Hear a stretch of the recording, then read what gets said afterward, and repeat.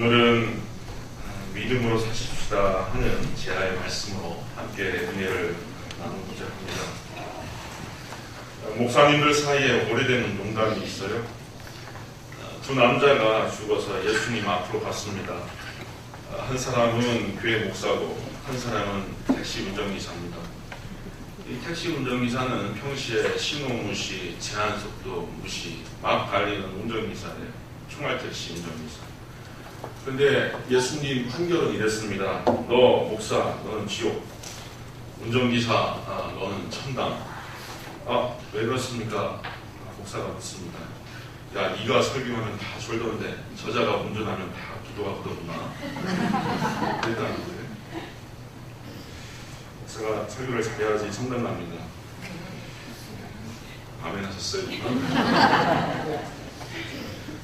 우리 속담에 꽁 잡는 게 매라고 하는 말이 있어요. 매가 있는데 꽁을 못 잡아.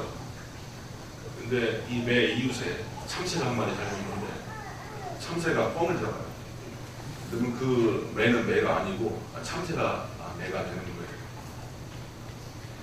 미국의 일부 회중교회와 침례교회 중에서 평신도 가운데 성경을 잘 가르치고 설교를 잘하는 은사가 있으면 신학교도 나오지 않은 상태에서 안수해서 목사직을 주는 경우가 있습니다. 고도의 신학훈련을 받고 석박사를 받은 목사가 있는데 설교가 형편없어요. 사람들이 졸아요. 이런 경우는 뻥 못 잡는 매예요. 뻥 못 잡는 매. 그런데 그냥 중졸 고졸에다가 그저 오랜 세월 주일학교 반사를 하는데 아이들이 변해요. 청소년들이 막 성령을 받고 입을 열어서 막 간증을 했다 하면은 주님께 막 사람들이 전도되어서 돌아옵니다. 이 경우가 뻥 잡는 찬새가 되는 거죠. 뻥 잡는 찬새. 정작 매입니다. 매. 신자도 마찬가지예요. 신자가 믿음이 없으면은 신자가 아닙니다. 믿음이 있어야지 이 매가 되는 거예요. 믿음이 있어요. 믿음이 있어요. 얼마나 오랜 세월을 통하여서 교회 생활을 했느냐, 크리스찬 가문에서 나고 자랐느냐, 몇 대째 교회를 다니느냐, 혹은 교회에서 어떤 직분을 갖느냐가 문제가 아닙니다. 오직 믿음이에요. 오직 믿음. 하나님께서 우리를 보시고 찾는 것은 저가 얼마나 큰 믿음을 갖고 있느냐, 견고한 믿음으로 세상을 거슬러 승리하고 있느냐 하는 것이 중요합니다. 성경을 통하여서 우리에게 제기된 진리는 무엇이냐? 우리는 우리의 행위나 공로로 하나님으로부터 의롭다 인정받는 것이 아니다. 제가 자주 강조합니다. 인간의 선행이나 어떤 구제나 근육이나 종교 생활을 부단히 열심히 해서 공양미를 드리든 복전함에 돈을 많이 드리든 이런 것 때문에 이게 연락받고 하나님으로부터 구원받는 게 아니라는 거예요.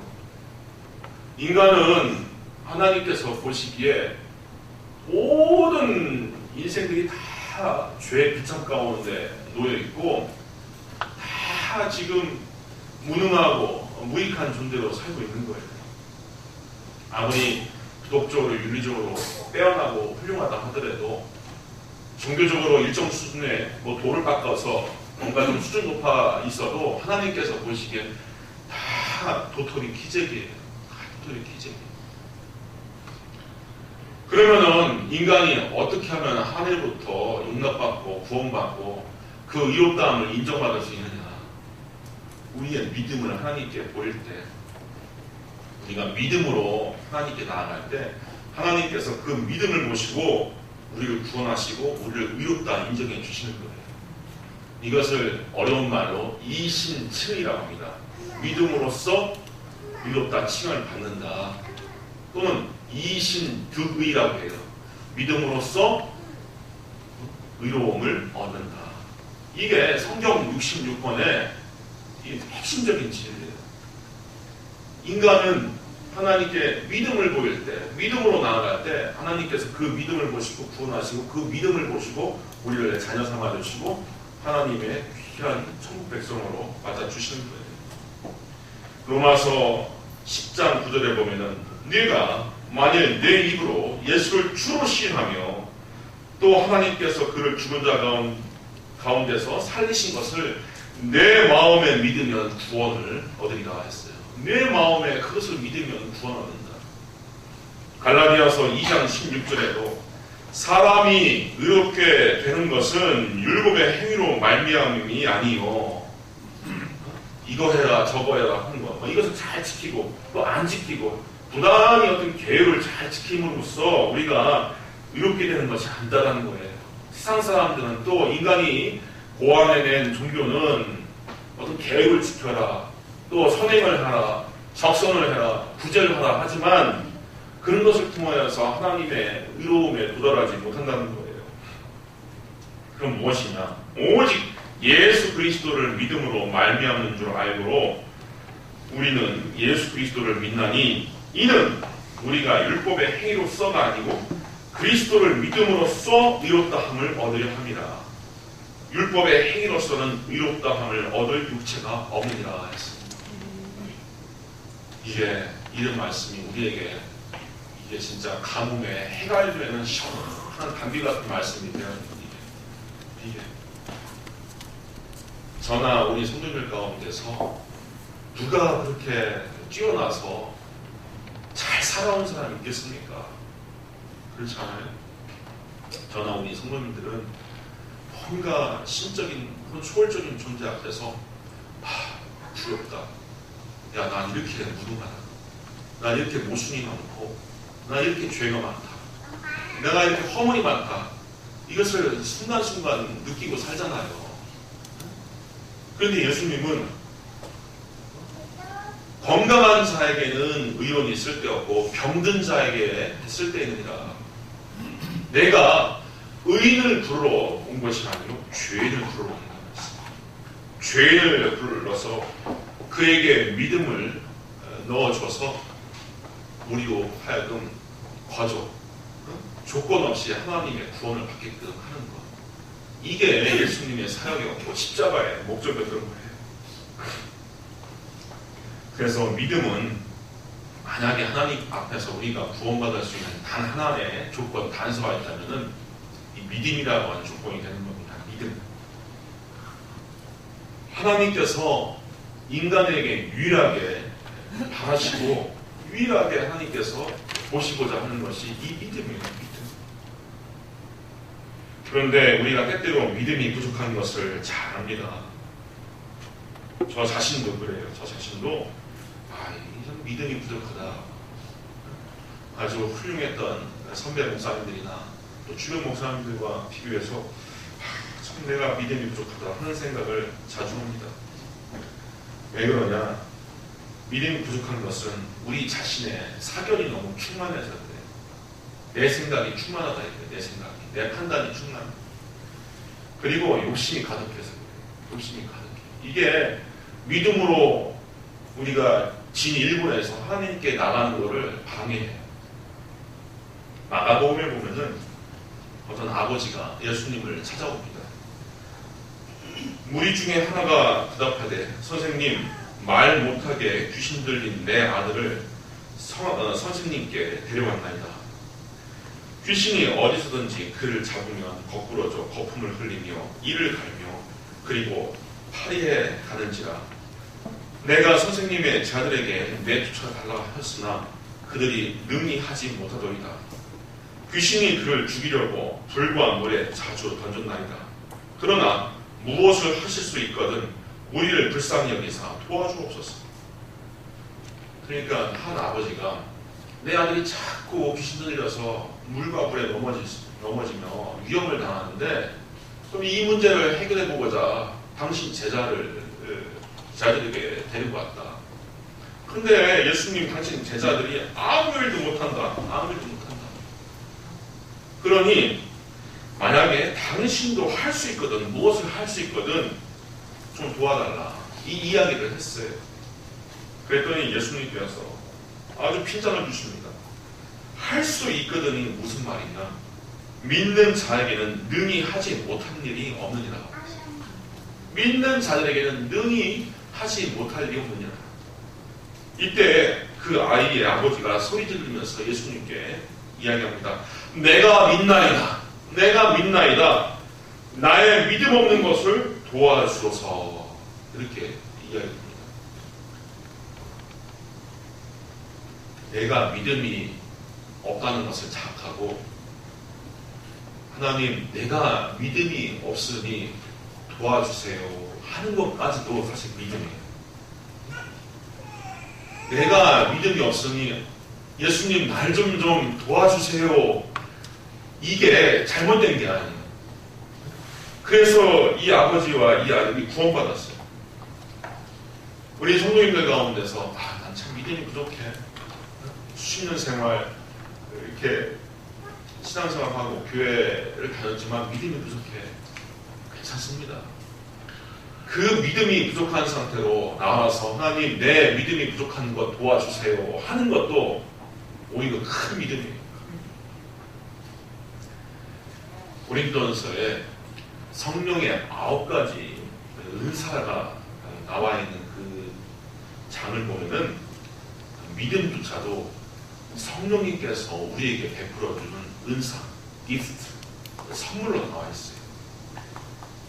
고린도전서 12장 8절 이하에 보면은 어떤 이에게는 성령으로 말미암아 지혜의 말씀을, 어떤 이에게는 지식의 말씀을, 다른 이에게는 성령으로 믿음을 드렸어요. 믿음.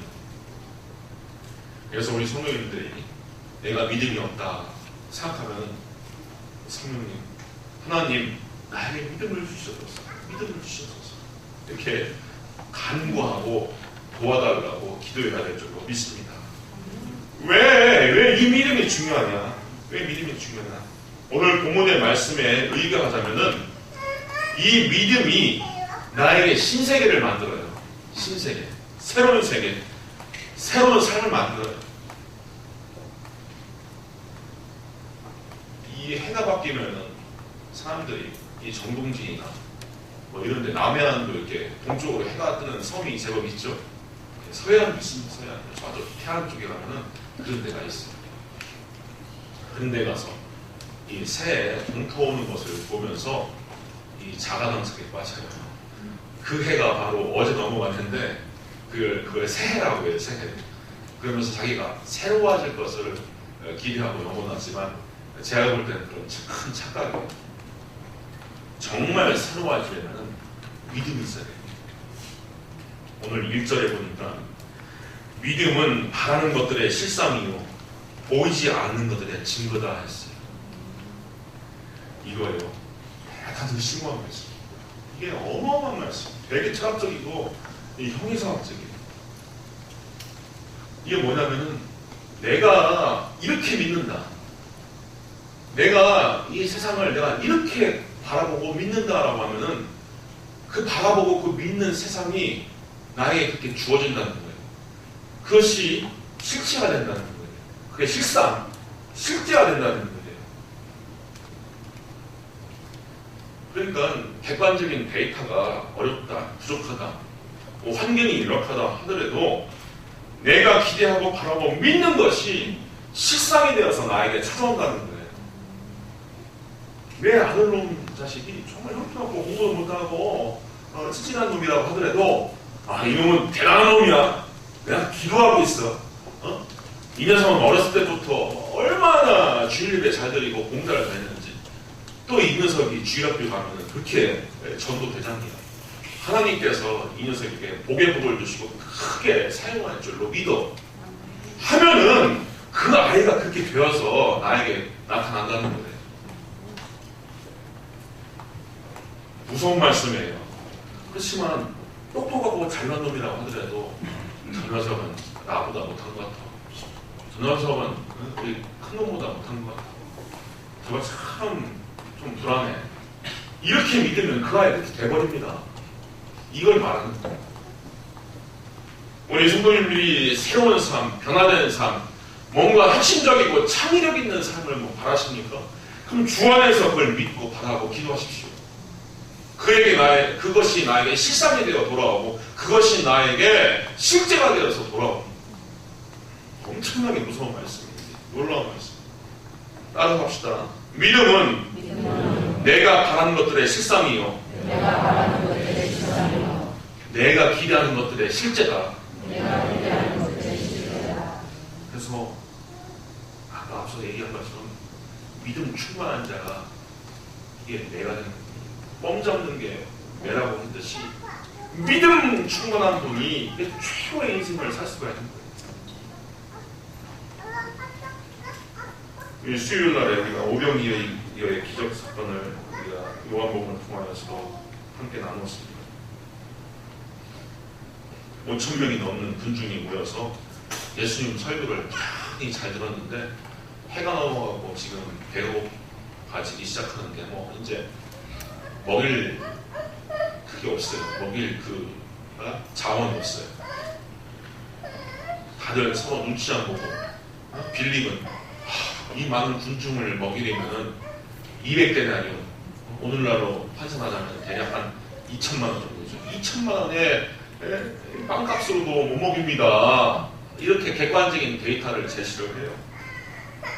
그런데 그 와중에 한 아이가 물고기 2마리와 떡 5개를 가지고 예수님께 나와 바칩니다. 왜 바쳐요? 왜?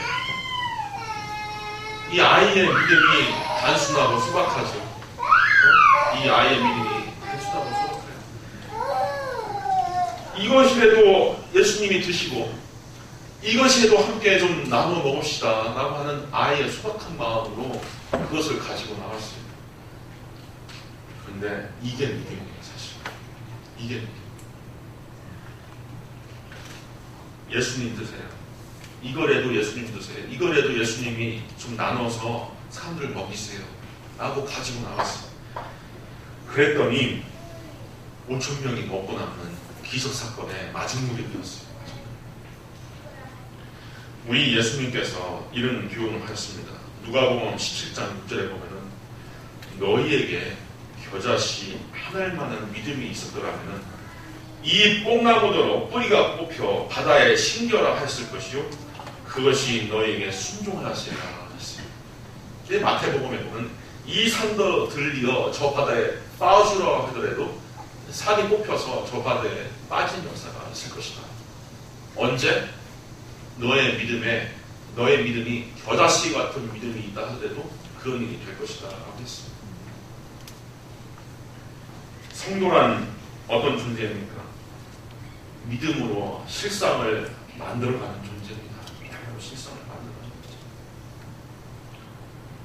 우리 기성세대분들 특히 이 전후 세대가 아니라 그 전전 세대를 보시면 아실 거예요. 이 진짜 이 나라가 큰 지구촌에서 가장 극빈한 나라에서 맨주먹으로 시작된 나라입니다. 그런데 이 사회적 분위기가 우리도 해보자, 좀 잘 살아보자, 한번 해보자라고 하는 이 믿음이 사회 구성체에게 가득했을 때 이게 안 될 일도 됐어요. 안 될 일도 됐어요. 세상의 믿음도 마찬가지예요. 세상적인 믿음도. 하나님께서 보장하는 신앙이 아니라 하나님께서 바라시는 신앙이 아니라 인간적인 신념이라고 하더라도 그 신념에 따라 움직이고 해보려고 했을 때 된다는 거예요. 된다는 거. 그런 의미에서 믿음은 바라는 것들의 실상이다라고 하는 얘기가 또 통하는 겁니다. 사복음서에서 예수님이 자신에게 도움을 청했던 사람들에게 곧잘 하시는 칭찬이 있어요. 예수님께 나와서 병을 고쳐달라, 내 몸을 승하게 해달라, 내 딸을 구원해달라, 이렇게 막 예수님께 간절히 초원했던 사람들. 때로는 예수님께 그들에게 시련을 주고 돈을 주고 시험을 하셨죠. 그렇지만 그들이 나중에 믿음으로 구원을 받고 고침을 받았어요. 근데 그때마다 예수님께서 자주 했던 말씀이 있어요. 너의 믿음이 너를 구원했다. 너의 믿음이 너를 구원했다. 여호와가 너를 구원하였다 아니고 또 내가 너를 구원했다. 구원하였다가 아니라 네 가슴팍에 있는 그 믿음이 너를 구원하였다. 이 말씀을 하신 겁니다. 우리 성도님들에게 이러한 칭찬받을 수 있는 믿음이 있기를 주님의 이름으로 축원드립니다. 아멘. 그리고 예배는 믿음으로 받으셔야지 받으십니다. 믿음으로 받으셔. 믿음으로 드려야지 받으셔. 이 예배가 종교 강연이 아닙니다. 종교 강연. 다행히 우리 성도님들 가운데서 대표기도 하실 때 묵도 시작하고 찬양 시작하고 또 교동문도 읽고 한참 됐는데 그 설교에 앞서서 지금은 예배 첫 시간이오니 마치 시간까지 쌀라쌀라 이렇게 말씀하시는 분 없더라고요. 왜 예배의 첫 시간입니까? 설교가 예배의 첫 시간입니까? 아니죠. 그 이전에 기립하여서 하나님께 찬양 올릴 때부터, 아니 그 이전부터 예배는 시작되어 있어요. 예배라고 하는 의미는 이 수직적인 관계 가운데서 아래에서 우리가 하나님께 들려 올리는 거예요. 그러니까 설교보다 차라리 예배 핵심은 기도와 찬양과 헌금과 이런 데 있어요. 이런 데. 찬양, 기도, 헌물 여기에 예배 핵심이 있어요. 그래서 이렇게 하나님께 우리가 올려드리면 하나님께서 응답하는 방식으로 설교자를 세워서 말씀을 전하게 하시는 거예요. 그래서 이 설교 앞선 시간들을 우리가 참 착실히 드려야 돼요. 가정에 혹시 유교식으로 제사 드리는 가정이 있는지 모르겠네요. 저도 아주 어렸을 때 큰 집에서 이렇게 제사 드리는 걸 봤어요. 거기에 뭐 설교 본문이 있습니까? 뭐 찬양이 있습니까? 아무것도 없어요. 하지만 뭐 한번 종교 재래학이라든지 뭐 성균관대학에서 하는 거라든지 기회가 되면 한번 보는 걸 한번 보세요. 얼마나 경건한지 몰라요. 얼마나 경건한지 몰라요. 우리 성도님들이 예배에 임할 때 그런 경건함을 가지고 하나님을 맞이할 필요가 있습니다. 하나님께 예배드릴 필요가 있어요. 딱 이렇게 팔짱 끼고서 오늘 강 목사님 설교 잘하나 보자 이러면 안 돼요. 종교 강연이 아니에요. 종교 강연. 예배는 우리가 신령과 진도로 영과 진리로 어떻게 하든지 하나님께 상달시켜야 할 아주 중요한 시간입니다.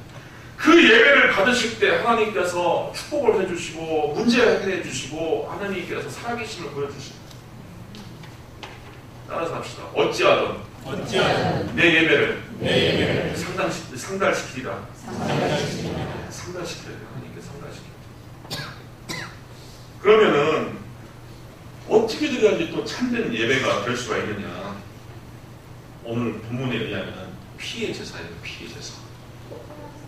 목사님 뭔 소리입니까? 피의 제사라는 게. 예수님의 보혈을 중심으로 놓고 드리는 예배가 하나님께 하나님께서 받을 만한 예배가 된다는 거예요. 오늘 4절에 보니까 믿음으로 아벨은 가인보다 더 나은 제사를 하나님께 드림으로 의로운 자라 하시는 증거를 얻었으니 하나님이 그 예물에 대하여 증언하시니라. 가인과 아벨이 아담의 아들들이죠. 그때 가인은 곡식으로 제물을 드렸어요. 그런데 아벨은 짐승의 희생제사를 드렸어요. 희생제사.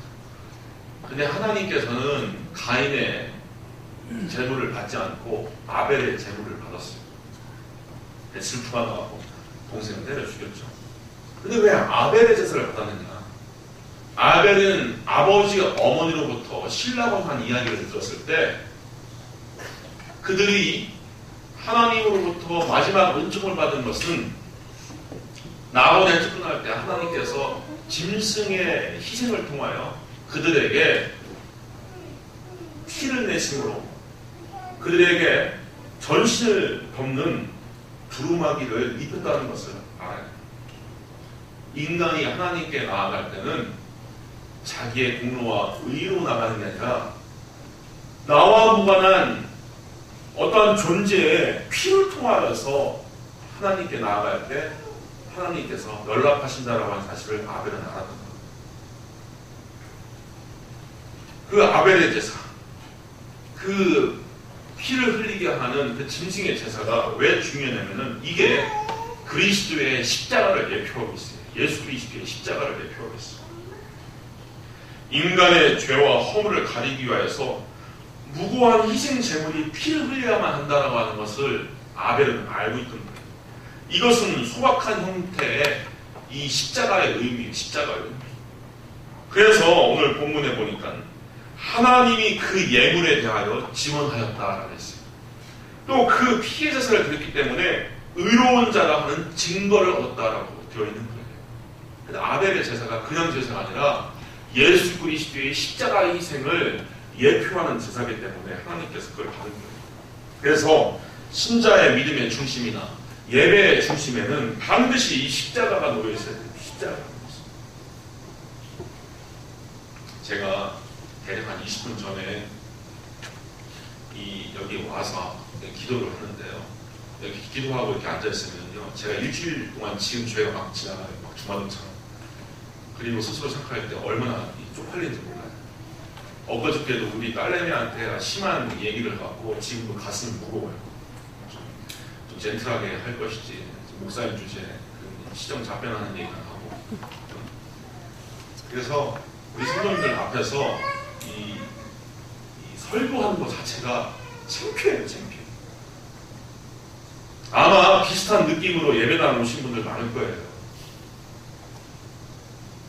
근데 루터에게도 사탄이 이렇게 유혹했지만 우리가 죄진 거 가지고서 딱 코앞에 들이밀고서 루터야 네가 이렇게 죄가 많은데 무슨 종교개혁이냐 했을 때 루터가 매일 풀리고 아무런 그 열의가 없었어요. 하지만 우리를 자유케 하시고 우리를 의롭게 하시고 우리를 새롭게 하시는 것은 예수 그리스도의 보혈의 공로다라고 하는 것을 알 때 루터는 제기할 수 있었습니다. 저도 마찬가지예요. 아무런 공로와 인간적인 능력은 없지만 윤리적인 어떤 고매함도 없지만 모범을 보일 만한 것이 없지만 이 죄를 위해서 예수께서 십자가에서 피 흘려주신 그 사실을 믿는 믿음 하나만으로 하나님께서 나를 용납하여 주시고 나를 환영해 주신다라고 하는 그 사실을 믿고서 제가 두 다리로 제기하여서 여기 쓴 거예요. 그래서 우리 성도님들에게 제가 가끔 얘기하잖아요. 양심에 호소하는 것은 소용없어요. 믿음이 있어요, 믿음.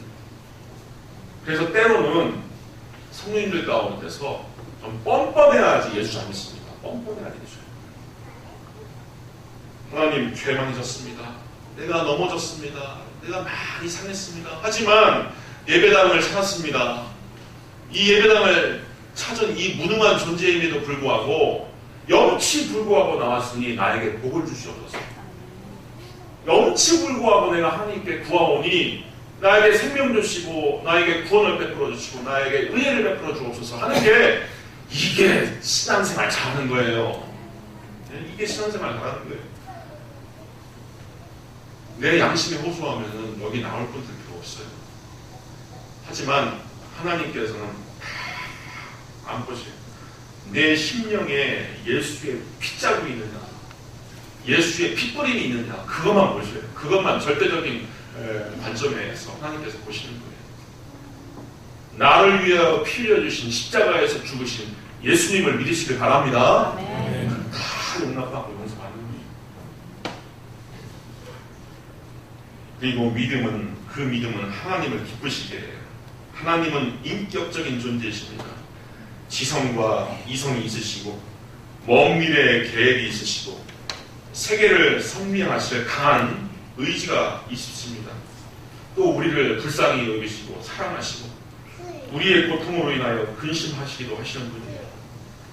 그럴 때 우리와 친밀한 관계를 맺기를 원하셔요. 이 친밀한 관계라고 하는 것은 이 예배를 통하여 이루어집니다. 또 개인적으로 기도를 하거나 말씀을 묵상할 때 이 관계가 이루어집니다. 그런데 이러한 인격적인 하나님이 우리 때문에 기뻐하실 때에는 우리가 믿기 힘든 환경, 좀처럼 하나님을 의지하기 어려운 환경 속에서 믿음을 보일 때 하나님께서 우리를 기뻐하시는 거예요. 기뻐하시는 거예요. 마태복음 15장에 보면은 시리아 페니키아 여자가 예수님께 와서 도움을 구합니다. 수로보네기 여인. 근데 이 여인이 자기 딸이 흉악히 귀신 들려서 고생하니 예수님 좀 고쳐달라고 해서 이렇게 나왔는데 이방인 여자라 이 중간에 이 제자들이 가로막아요. 그러니까 여자가 막 계속 쫓아다니면서 나를 도와주소서, 우리를 불쌍히 여기소서 막 그래요. 그랬더니 예수님께서 아무 말씀도 안 하시고 그냥 매몰차게 눈길도 안 보내셔요. 그러니 이 제자들이 민망해서 예수님, 여자가 뒤에서 소리 지르니 그를 보내소서. 이때 예수님께서 나는 이스라엘 집에 잃어버린 양 외에는 다른 데로 보내심을 받지 아니었다 하면서 나는 이방인들과 상관하지 않겠다 이렇게 시험을 하십니다. 근데 예수님께서 이 말씀하시니까 여자가 이거 나를 두고 하는 일이구나 해서 예수님 앞에 딱 와서 무릎을 탁 꿇어요. 주여 저를 도우소서. 이랬더니 예수님께서 또 도전적인 얘기를 하셔요. 자녀의 떡을 취하여 개들에게 던짐이 마땅하지 않다 합니다. 이 이방 여자를 대치국으로 하는 거예요. 그러니 여자가 뭐라고 얘기하냐, 옳소이다마는 개들도 주인의 상에서 떨어지는 부스러기를 먹나이다. 그랬더니 예수님께서 여자여 내 믿음이 크도다, 너의 소원대로 되리라 하시니 그때로부터 그 딸이 나으니라 했습니다. 자, 이 이야기가 참 이 여인의 입장에서 고달픈 이야기예요. 제자들이 가로막죠. 예수님께서 매몰차게 그냥 박대하죠. 또 개취급을 하죠. 이럴 때 첩첩이 마음이 무너지고 맥이 풀리고 내가 어디 가서 이 문제를 해결할 수 있을까? 그냥 절망의 나라로 떨어질 거예요. 그렇지만 그 와중에서 계속되는 그 시련과 두려움 가운데서 그 여자는 믿음을 막 만들어냅니다. 믿음을 만들어내요. 주여 옳소이다마는 개들은 제 주인의 상에서 떨어지는 부스러기를 먹습니다. 아웃까지 하면서 믿음을 만들어서 예수님께 보여요. 이 이야기가 왜 중요합니까? 우리가 살아갈 때 정말로 우리의 믿음을 흐트러뜨리고 절망케 만들고 불안케 만드는 얼마나 많은 일들이 많은지 모릅니다. 우리 주변에 우리의 삶의 환경 가운데서 우리의 믿음을 방해하고 하나님을 향한 내 정직한 마음을 흐트러뜨리는 많은 요소들이 많아요. 그거 어떻게 이깁니까? 하지만은 믿음을 만들어 보여야 돼요. 믿음을 어떻게 하든 이 믿음을 만들어 보일 때 그 믿음이 하나님을 기쁘시게 한다는 거예요. 그 믿음이. 마지막으로 하나님께 나아가는 자는 하나님이 살아계셨다라고 하는 존재, 하나님이 살아계신다라고 하는 존재와 하나님은 자기를 찾는 자들에게 좋은 것을 베풀어 주신다는 것을 믿어야 한다는 겁니다. 오늘 보니까 성도님들 매 주마다 오시는 분들도 계시고 또 부동산학과에서 또 우리 정장님님 또 제가 또 가르치시는 우리 학우분들도 많이 오셨는데 하나님을 좌우지간 찾으면은 하나님은 기뻐하시고 하나님은 자기를 찾는 자들에게 상 주시는 분이라는 것을 믿으시길 바랍니다. 하나님은 영육간에 우리 영적인 문제나 물적인 그 방위 가운데서 좋은 것을 주시는 분이십니다. 그래서 로마서 8장 32절에 보면은 자기 아들을 아끼지 아니하고 우리 모든 사람을 위하여 내어 주신 이가 예수님을 십자가에 못 박게 하신 그분이 어찌 그 아들과 함께 모든 것을 우리에게 주시지 아니하겠느냐. 독생자도 내어주셨던 하나님인데 우리에게 어떤 것을 아낄 일이 있겠느냐. 엉 잡는 게 뭡니까? 엉 잡는 게 뭐예요? 신자는 모름지기 믿음이 커야 됩니다. 믿음이 있으면은 하나님과의 관계 가운데서 능력받고 세상을 거슬려 승리할 수가 있습니다. 이러한 축복의 역사가 저와 우리 성도님들에게 가득하기를 주님의 이름으로 축원드립니다. 기도하겠습니다. 아버지 하나님, 세상을 바라볼 때 우리를 낭만케 하고 우리의 믿음을 흔들게 하는 한 가지 일들이 있습니다. 하지만 우리가 하나님의 도움을 청하기 위하여 이 시간 머리를 조아리고 예배드렸사오니 아버지 하나님, 우리를 도와주옵소서. 우리가 한숨 쉬고 근심하고 염려하고 때때로 하나님께 기도하는 간절한 기도의 내용을 들어주시사 살아계신 하나님의 능력을 베풀어 주시옵소서. 예수님의 이름으로 기도합니다. 아멘. 542장 찬양해 주시겠습니다.